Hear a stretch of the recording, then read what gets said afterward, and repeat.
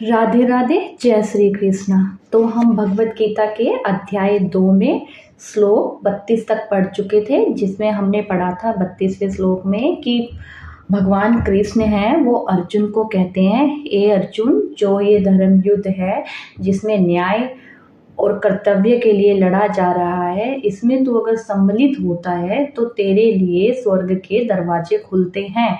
क्योंकि एक योद्धा के लिए बहुत ही भाग्यशाली का काम होता है कि वो न्याय की लड़ाई में युद्ध कर रहा है और न्याय की लड़ाई के लिए आगे बढ़ रहा है। भाग्यशाली ही योद्धा को ये मौका मिलता है। तो इस न्याय की लड़ाई में लड़, ये धर्म युद्ध है, इस युद्ध को कर और आगे बढ़। तू किसी भी ग्लानि में या किसी भी दुविधा में मत पड़, ये युद्ध करना तेरा धर्म है और तुझे करना चाहिए। तो श्री कृष्ण भगवान यही समझा रहे हैं कि धर्म और कर्तव्य क्या है। तो अर्जुन ये बात समझते हुए आगे बढ़ता है। तो अब हमने 32 तक पढ़ लिया था, तो अब हम 33वें श्लोक पे चलते हैं।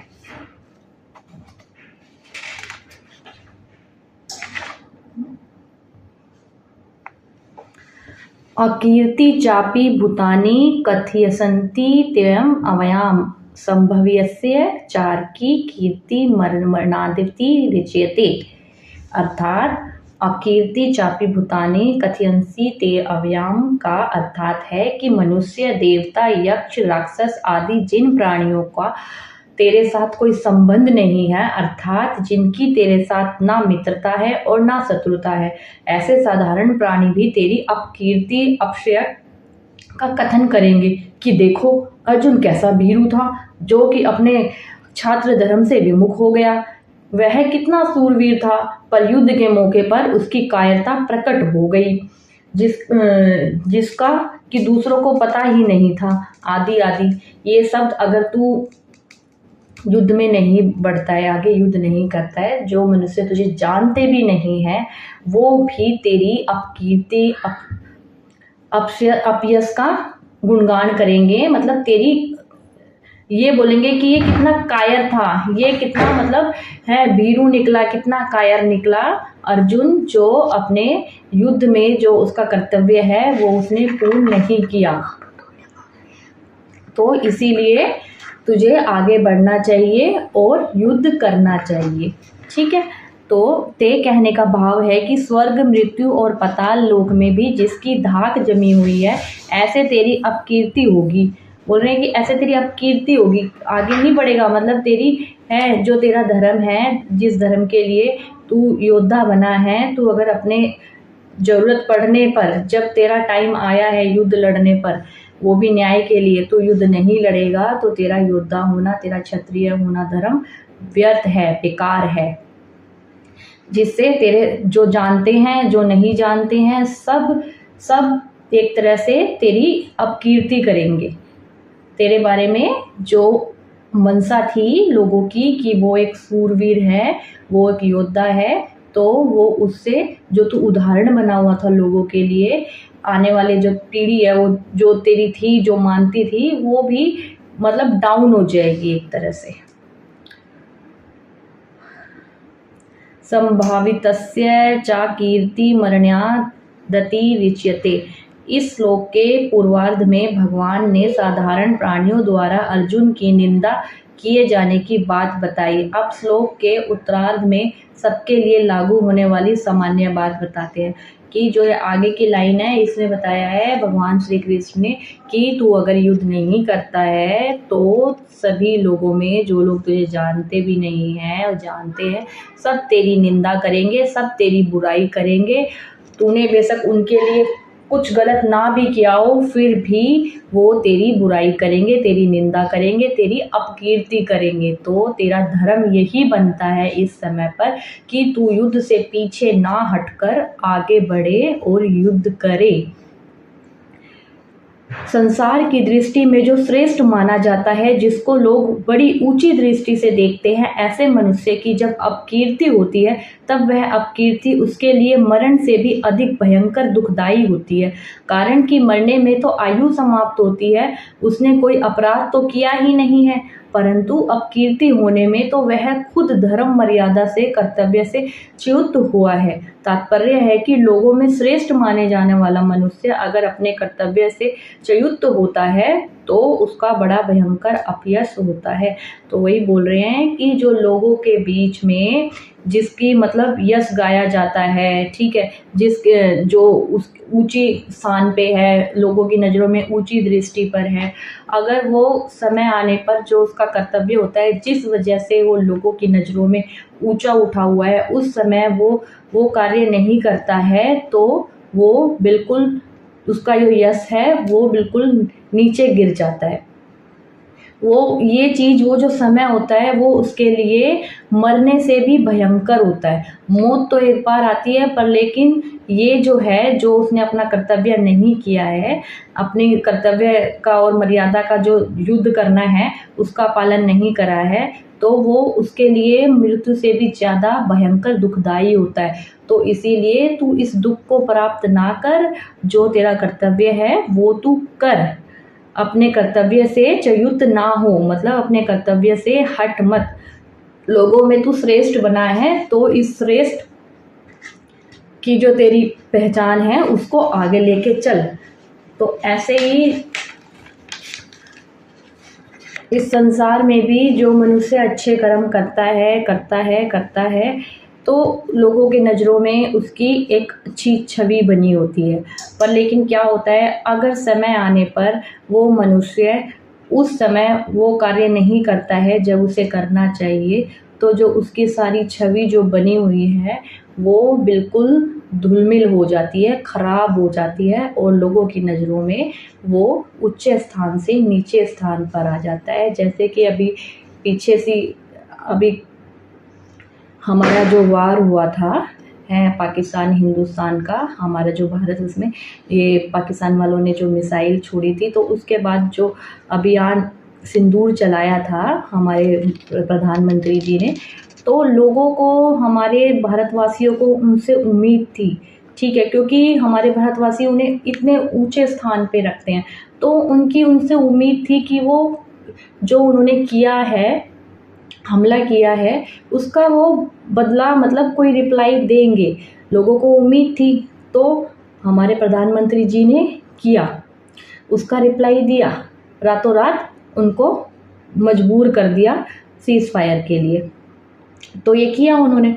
अगर इसके ही बराबर में अगर यही बात अगर उल्टी होती, हमारे जो है मोदी जी हैं, वो अगर ये कार्य नहीं करते तो जो उनकी इमेज बनी हुई है, छवि बनी हुई है कि हमारे देश के प्रधानमंत्री हैं, वो अच्छे काम करते हैं, वो हमारे देशवासियों के लिए हमेशा भला सोचते हैं, वो अपने बच्चों की तरह रखते हैं अपने देशवासियों को, तो जो उनकी वो जो छवि थी, अगर वो इसके उपरा मतलब इसके उसमें कोई भी अगर वो नहीं लेते हैं, स्टेप नहीं लेते, कदम नहीं लेते, तो उनकी छवि खराब हो जाती। तो इसीलिए उन्होंने अपना जो उनका धर्म था, उनका कर्तव्य था, वो उन्होंने निभाया, जो एक्चुअल में न्याय था वो किया, जो एक हमारे राजा का, हमारे प्रधानमंत्री का कर्तव्य होता है। उन्होंने अपनी जो छवि है वो धूमिल नहीं होने दी।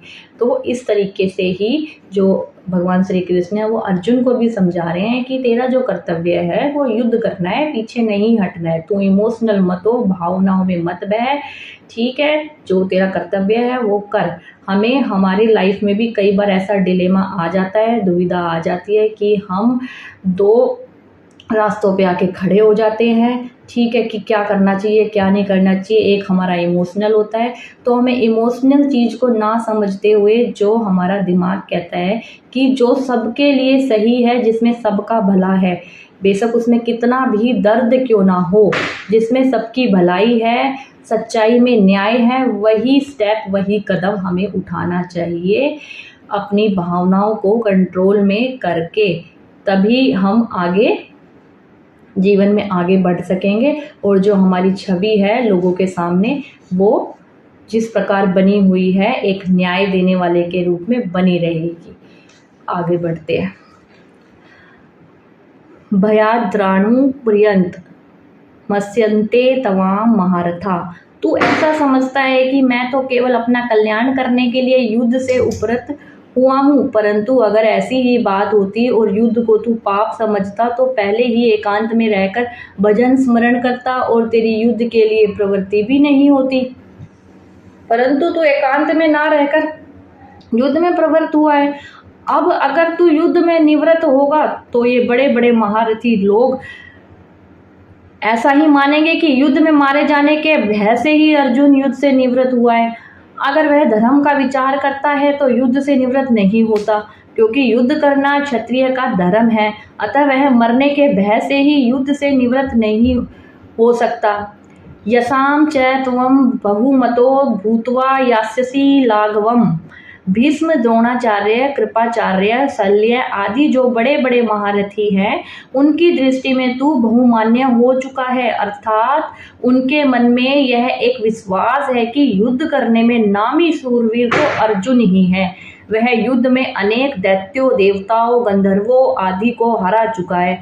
अगर अब तू युद्ध से निवृत्त हो जाएगा तो उन महारथियों के सामने तू लघुता, तुच्छता को प्राप्त हो जाएगा, अर्थात उनकी दृष्टि में तू गिर जाएगा। तो यही कृष्ण भगवान समझा रहे हैं कि अगर तुझे युद्ध नहीं करना था, तुझे इस एक योद्धा नहीं बनना था, तो तू एकांत में रहता, भजन करता, स्मरण करता, ठीक है, तो तेरे मन में युद्ध की भावना आनी ही नहीं चाहिए थी। तू इस चीज में इसमें आगे बढ़ता ही नहीं। अब तू एक क्षत्रिय है, तेरे अंदर तूने युद्ध करना तेरा कर्तव्य है। तूने मतलब महारथी की उपाधि तूने धारण की हुई है, और जितने जितने बड़े बड़े भीष्म, द्रोणाचार्य, कृपाचार्य, शल्य ये सब हैं, इनकी नज़रों में तू एक सूरवीर है और मतलब एक महान योद्धा है। और तूने इतने युद्ध लड़े हैं जिसमें गंधर्व हो गए, दैत्य हो गए, देवता हो गए, उन सब पे तूने विजय प्राप्त करी है। इतना कुछ तू अपना ये जो है लेके चला आ रहा है, और तू ही इस युद्ध को लेके आगे बढ़ा है। अगर तू इस युद्ध में आगे नहीं बढ़ता है तो तेरी छवि खराब होगी, और जो ये है ये युद्ध से निवृत्त तू होगा तो तेरे को क्या बोलेंगे, तू तुच्छ है, ठीक है, और तू लोगों की नज़र में गिर जाएगा। तो तेरा कर्तव्य है तू युद्ध कर और आगे बढ़।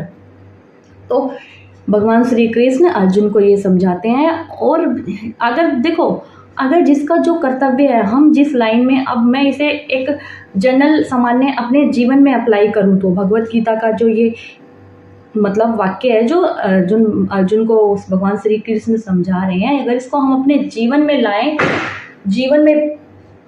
लाएं तो इसमें क्या है, इसमें ये है कि अगर हमने जो लाइन चुनी है, जो हमने भविष्य अपना चुना है कि भाई हमें मनुष्य योनि में रह के हमने पढ़ाई लिखाई की है या फिर हमने नहीं की है, या हम जो भी करते हैं, हमने जो भी रूप चुना है, तो हमें उसमें आगे बढ़ना चाहिए।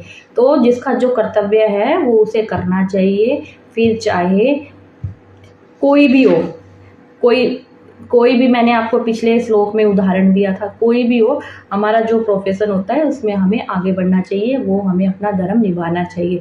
जैसे एक टीचर होता है, टीचर का प्रथम धर्म है कि वो बच्चों को शिक्षा दे, उसका शिक्षा देना सबसे प्रथम धर्म है।